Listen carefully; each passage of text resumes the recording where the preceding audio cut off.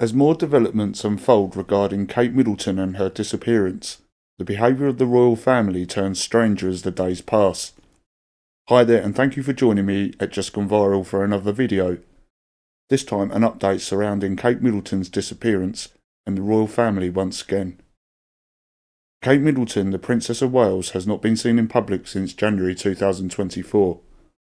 The media and the royal family over the past few months have been adamant in shutting down anyone that goes against the narrative and dares to question what they are told or shown. When you have the likes of the authorities and video experts, such as even the Pentagon and Getty Images, stating the video does not fall within their terms and conditions, as well as the guidelines for video footage that they were classed as authentic and original, has now left the public almost led down a dark path and just left there, after then to be ridiculed by the likes of Sly News and newspapers such as the Daily Fail and the Telly Laugh. Then there is the press release to the media from the royal family, which was reported by Fox News in the US. In a statement from the royal family, it was stated that the appeal video footage of Kate Middleton, the Princess of Wales, sat on a bench in the grounds of Buckingham Palace would only be allowed to be available to the media for circulation until April 30th, 2024. No reason or explanation was given to why this statement was only released now and the motive for the withdrawal of the video footage of Kate Middleton. In my own opinion, this is because the royal family have something else in store for the British public and the royal family supporters from around the world at a later date, and do not want the public to have something to refer back to visually. This is very strange and raises eyebrows, as this is an unprecedented and never heard of before from the royal family. The press release reads, "Restrictions: broadcasters must credit BBC Studios, news editorial use only, not for commercial use or non-editorial use, no resale. This video must not be altered or digitally enhanced or edited, manipulated or modified in any matter, and is not to be used after Tuesday the 30th of April, without prior permission from Kensington Palace." What is more disturbing and creepy is not the theories and speculations surrounding Kate's whereabouts, but the way that the royal family and their press staff have handled it so badly. From admitting pictures that they put out were edited, but left the weight to fall on the shoulders of a royal family member with no empathy or sympathy, even for someone with cancer, regarding whether they are royalty or not. Fighting cancer. In 2021, renowned physicist Michio Kaku shed light on the ongoing fight against cancer. He acknowledged the lack of cures for diseases like Alzheimer's, Parkinson's, and certain cancers, but he was optimistic about the future. Kaku introduced the concept of magic bullets, a groundbreaking approach utilizing nanomedicine to battle cancer. This innovative method involves deploying tiny molecules that can target cancer cells specifically, a feat made possible by advances in nanotechnology.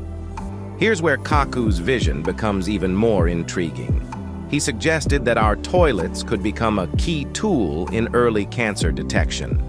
Our bodily fluids, it turns out, carry early signs of cancer long before tumors form. These signs can be present years in advance, during which time cancer colonies slowly grow, often unnoticed until a tumor develops.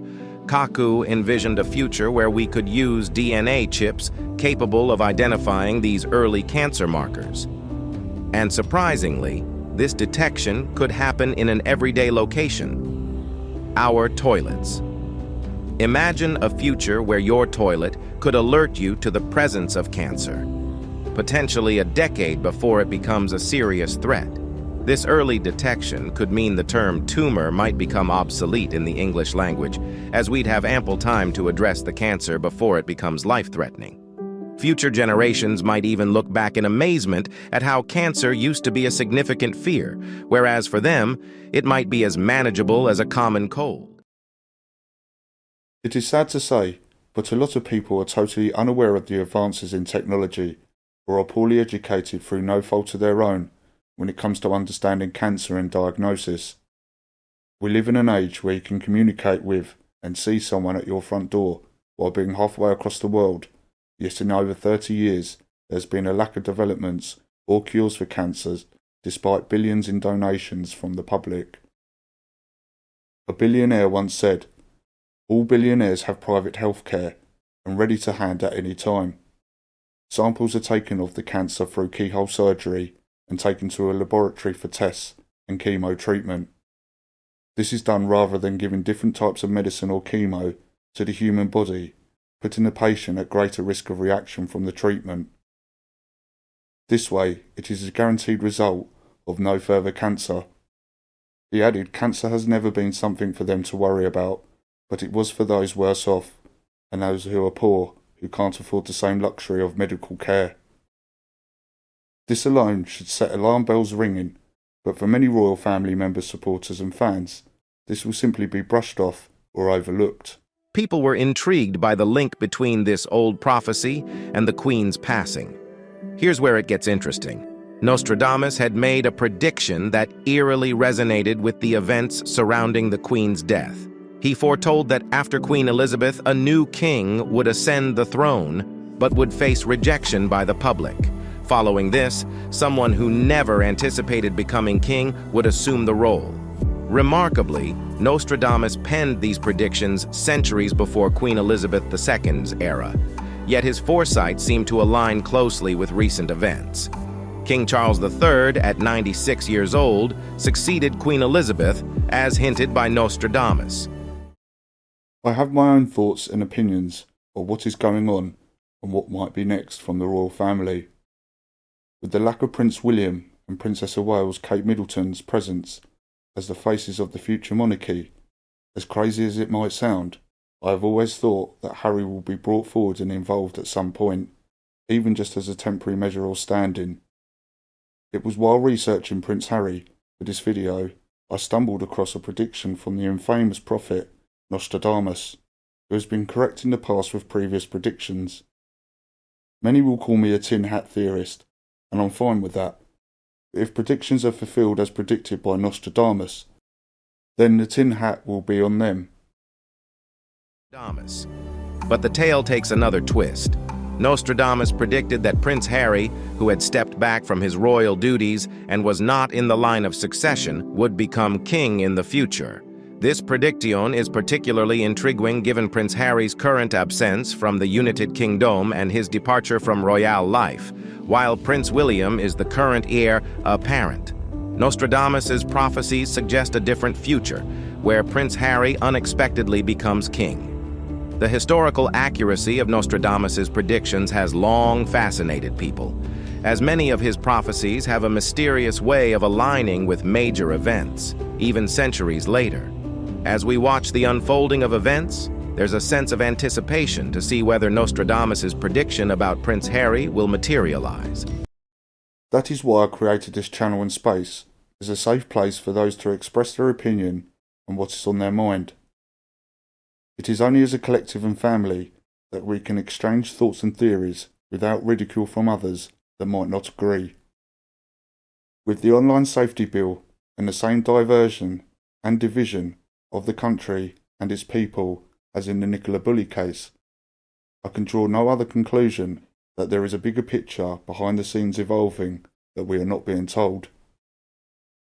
I remember a discussion with a good, well-educated man who I'm friends with via Twitter.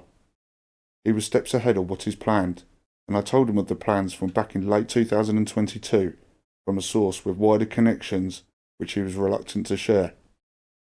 The plan was to use AI as an expert on the people in a social and news scenario to gather the public's response, and if AI could create an event or scenario, the general public would never know AI was behind it.